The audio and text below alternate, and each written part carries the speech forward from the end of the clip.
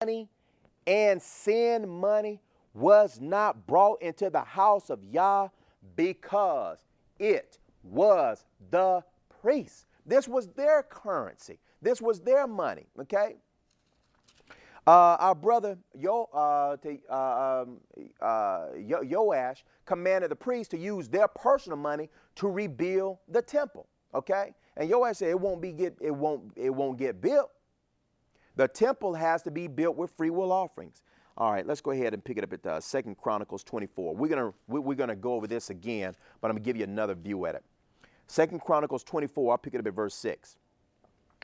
And the king called for Jehoiada the chief and said unto him, why have you not required of the Levites to bring in out of Judah and out of Jerusalem the collection according to the commandment of Moses? The commandment according to the collection of Moses is free will offerings. The servant of Yah entered the congregation of Israel for the tabernacle of witness. For the sons of Athaliah, that wicked woman, had broken up the house of Elohim, and also the dedicated things of the house of the Yah did they bestow upon Baalim. That means Lord. And at the king's commandment, they made a chest and set it without at the gate of the house of Yah.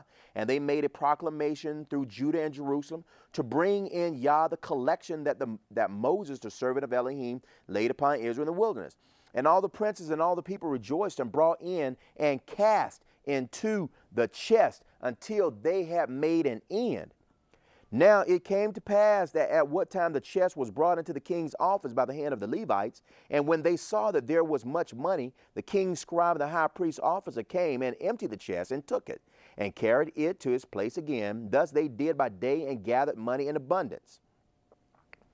And the king and Jehoiada gave it to such as did the work of the service of the house of Yah, and hired masons and carpenters to repair the house of Yah, and also such as wrought iron and brass to mend the house of Yah. I'm not saying, people, that you should not give your ecclesiastical institution money. But what I'm saying is that if you're going to do it, and being that you are ecclesiastical or theocratic in nature, right? Theos means God, all right? Cratic is government. So what you're doing is you're trying to establish a divine practice in order to bring yourself near to the Most High. We use the Bible in order to do that. But you've got to use the Bible in context, people. All right, here we go. Let's go ahead and pick it up at Haggai 1.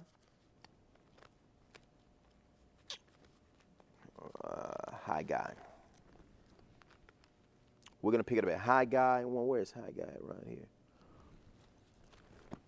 Notice what Yah says in Haggai 1. Says here, in the second year of Darius the king, in the 6th month, in the first day of the month, came the word of Yah by Haggai, the prophet, unto Zerubbabel, the son of Shealtiel, governor of Judah, and to Yahshua, the son of Josedek, the high priest, saying, thus saith Yah of hosts, saying, this people say the time has not come, the time that Yah's house should be built. Then came the word of Yah by Haggai the prophet, saying, is it time for you? Is it time for you, O you, to dwell in your sealed houses while this house lie waste? Now therefore thus saith Yah of hosts, consider your ways. You have sown much and bring in little. You eat, but you have not enough. You drink, but you are not filled with drink. You clothe, but there is none warm. And he that earns wages to put it in a bag with holes. Why is all of this happening? Thus saith Yah of hosts, consider your ways. Go up to the mountain and bring wood and build a house, and I will take pleasure in it. I will be glorified, saith Yah. You looked for much, and lo, it came to little. And when you brought it home, I blew upon it. Why, saith Yah of hosts? Because of my house that is waste, and you run every man into your own house. Therefore the heaven over you is stayed from dew, and the earth is stayed from her fruit. And I call for drought upon the land, and upon the mountains, and upon the barley, and upon the new wine, and upon the oil, and upon that which the ground bringeth forth, and upon men, and upon cattle, and upon all the labor of the lands. Why, people? It's very, very, very simple. The priests and the Levites, their very first form of compensation was in the form of food. Yah says, what I'm going to do is I'm going to first establish you a dietary channel so that you will be able to feed yourself and your family. The children of Israel is going to give a tenth to Levi, and Levi is going to give a tenth to you. Then Yah said to the high priest, he says, when the children of Israel comes to offer up a sin offering, not a burnt offering, but a sin offering, when they come to offer up a peace offering, when they come to offer up a trespass offering, all that comes from the altar is your food for the high priest. And then Yah says, okay, food ain't going to be able to serve all of your necessities. You need money. So then Yah commanded that the children of Israel, everyone that is 20 years of age and above, give what equates to now $6 a year. Okay? So you're talking about conservatively $6 million coming into Israel, right? Unto the priests and the Levites. And they distributed that currency, that cash amongst each other. So they had money in the pocket and food in the stomach. Okay? So tithing was given in the form of food and not money. And we clearly see this. But your Christian and some Hebrews, sadly, it hurts my heart, Hebrew assemblies, shame on you. Shame on you, okay? To follow after Christian precepts when you're supposed to be well rooted in these scriptures and discern and be able to disseminate truth to the people, okay? So what about the rebuilding of the temple and the rebuilding of the tabernacle and the infrastructure? All of this came, as we saw from Joash, came from the commandment of Moses. The commandment of Moses, right, which the Most High gave to Moses, was to command the children of Israel to give a free will offering. And people, I've heard it said before, and don't even try it. You can't say, well, if you give tithes with a free will heart, isn't that a free will offering? People, no. I want you all to look at the chest that they bored into the hole. Let's go over to the book of Mark 13. I only have a few minutes to close down here. Mark 13, and I'll pick it up at verse 41. Mark 13, we saw when they created the treasury and the chest, right? When they were repairing the breaches in the temple. Notice Mark 13, 41 through 44. And Yeshua set over against a treasury. When do you think this treasury was created? We just read it. And behold, how the people cast money into the treasury, and many that were rich cast in much. And there came a certain poor widow, and she threw in 2 mites, which made a farthing.